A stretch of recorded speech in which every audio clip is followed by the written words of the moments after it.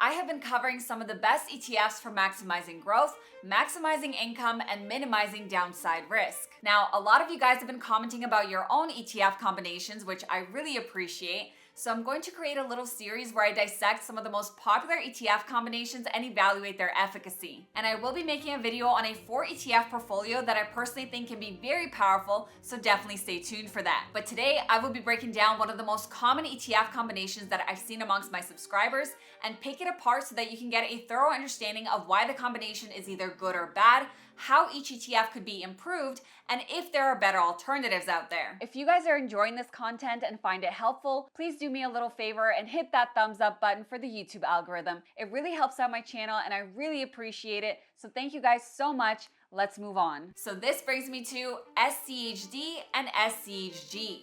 This combination has been commented time and time again and is a very popular duo. SCHD, which is the Schwab US Dividend Equity ETF, is a value-oriented dividend ETF that provides a strong dividend yield of around 3.5% and has provided investors with a strong source of growing income and growth for more than a decade. And SCHG, which is the Schwab US Large Cap Growth ETF, is an ETF with majority of its allocation towards big tech. And the main purpose of it is to capture significant upside from the largest growth companies in the world. So you're getting a strong growth and value combination here. And naturally, these two would have very little overlap with one another. In fact, 0% overlap, which is fantastic. On a side note, fund overlap is one of the most important attributes when it comes to creating a portfolio. You want to make sure that you're not holding too many of the same stocks that are just under a different ETF wrapper, because then you would be defeating the entire purpose of diversification. The rule of thumb is under 30%. So SCHD and SCHG have very little overlap, and they cover dividend stocks and growth stocks very well, creating an all-around combo. And the total returns of a portfolio with these two ETFs outperformed the S&P 500 since 2011, which is the inception date of SCHD. Now, despite this very effective growth and value combination, I do have some issues, and in my opinion, this combination can be improved.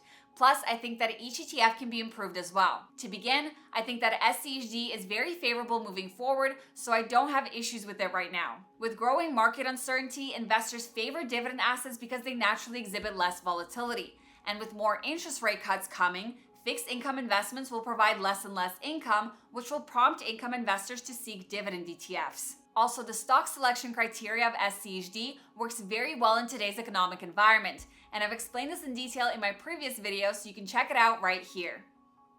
That is why I gave a buy rating on the ETF. Now, do I think it's the best dividend ETF? Well, not really. I do think that it has one major issue which could be improved. I find that the ETF has a tendency to disregard strong dividend stocks and let go of its winning stocks once they undergo strong appreciation.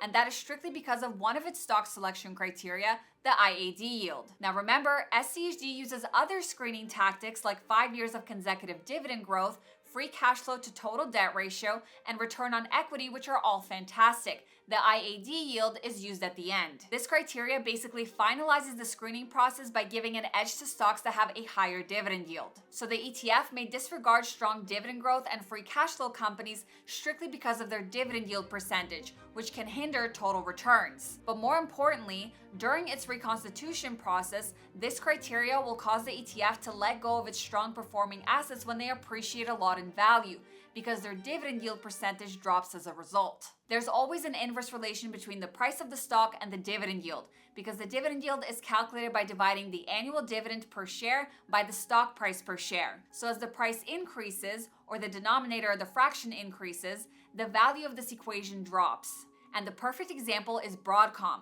This stock was one of the core holdings of SCHD for quite some time and contributed the most to SCHD's total returns in the last 10 years. But ever since the AI momentum caused the price of the stock to significantly increase, the dividend yield of AVGO continued on a downward trajectory from around 2.5% to almost 1%.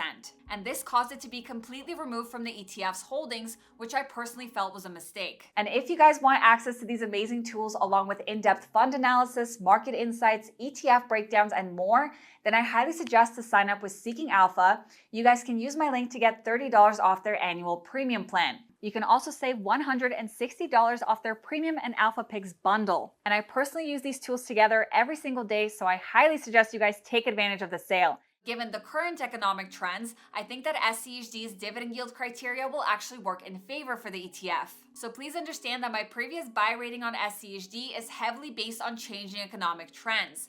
But long term, I prefer other assets that will not dump their winning stocks, such as DGRO. Now, I think the number one way this ETF can be improved is by implementing a screener for dividend payout ratio. If the ETF were to screen for stocks with a range on the amount of earnings they distribute as dividends, then the total returns of the ETF would be even better, essentially emphasizing strong earnings and dividends as opposed to a yield. Okay, so moving on, majority of my criticism towards this ETF combination actually has to do with SCHG. For investors that see growth in an ETF, I don't think that this is the best one to choose, and there are 3 key reasons for this. Now, before we continue, I wanted to let you guys know that I just released a free dividend ETF cheat sheet that breaks down the 7 key metrics every smart investor should know, plus my number 1 way to spot a dividend trap. You can grab your free cheat sheet by clicking the link in the description or comment section below.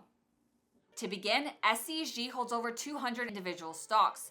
Now, you may see nothing wrong with this, but when you look at the percentage allocation, you will notice something very odd. The ETF is very top heavy because it is market cap weighted, but the ETF is even more top heavy than the QQQ, with 60% of its total assets within its top 10 holdings as opposed to 50%. And if it's so concentrated, then what is the point of holding 200 different stocks? All this is going to do is drag the performance of the best performing stocks within the ETF.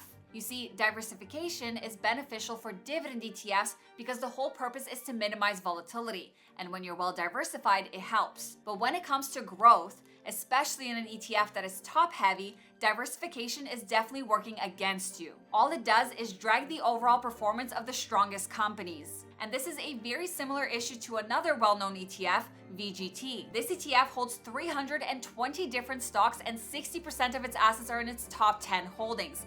But 50% of that is only in 4 stocks, which are Microsoft, Apple, Nvidia, and Broadcom. At this point, it's much better to just buy those 4 stocks individually.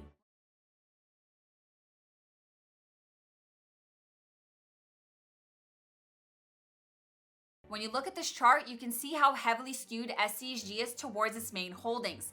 And all of this noise at the end is just a drag on the overall performance. And the same goes for VGT. And I find it useless. Now, QQQ only holds 100 different stocks, and yes, it is still top heavy, but it has a much better spread of assets in its holdings, which means that each component is contributing a little more to the growth of the ETF. I think that the last 100 holdings of SCHG are useless. In fact, if you removed those and allocated that amount of money in the top 10, then SCHG's performance would likely be much better today. Now, the drag may not be noticeable in the short term, but over time you will see the effects. That is why when you look at the performance of SCHG and the QQQ side by side, you see a drastic difference over the long term. Now, one thing to know is that in a sideways trend, over-diversification could be a little bit beneficial. Now, with an expense ratio of 0.2%, people may argue that the QQQ is a lot more expensive to hold. Well, an easy solution would be opting in for QQQM. It is the exact same ETF, but with a lower expense ratio of 0.15%. And when you look at the rate of growth of assets under management of both QQQM and SCHG, QQQM is much more favorable and has surpassed it, even though it was created 4 years ago. Now, my next issue with SCHG is its holding breakdown. When we analyze the overlap between these 2 ETFs, you realize that one sector in particular is extremely heavy relative to the QQQ, and that is financials. If anyone were to ask which category financial stocks fall under, majority of people would say value stocks. The QQQ invests in the largest non-financial stocks within the Nasdaq, and that is because it was designed to focus on high growth industries like technology, healthcare, and consumer services. Financial companies naturally tend to have slower growth rates compared to tech companies. For example, when you look at the revenue growth of some of these financial stocks within SCHG, like Pfizer, BlackRock, Progressive, and Moody's, which are making up around 2% of the ETF, they are nowhere near the numbers of prominent technology stocks. So I feel that this allocation towards financial stocks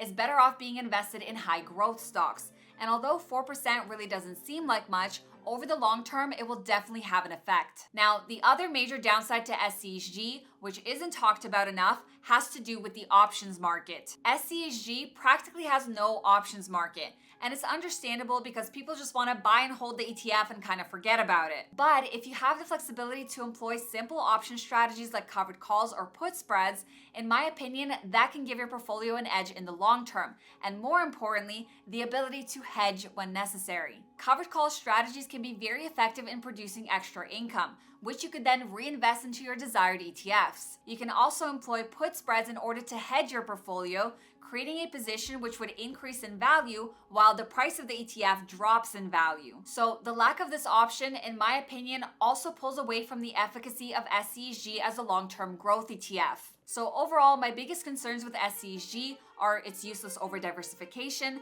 lack of the options market, and its allocation towards some mediocre financial stocks that would be better off in tech. Now, the perfect replacement for SCHG, in my opinion, is simply the QQQ, or QQQM for those that don't care about options. And when you look at the total performance of a QQQ and SCHD portfolio relative to SCHD and SCHG, well, a $100,000 portfolio would now be worth $40,000 less considering the last 15 years. And that is all for this one. If you haven't yet, make sure you subscribe to my channel and hit the thumbs up button for the YouTube algorithm. Thank you guys so much for watching, and I will see you in my next one. Bye!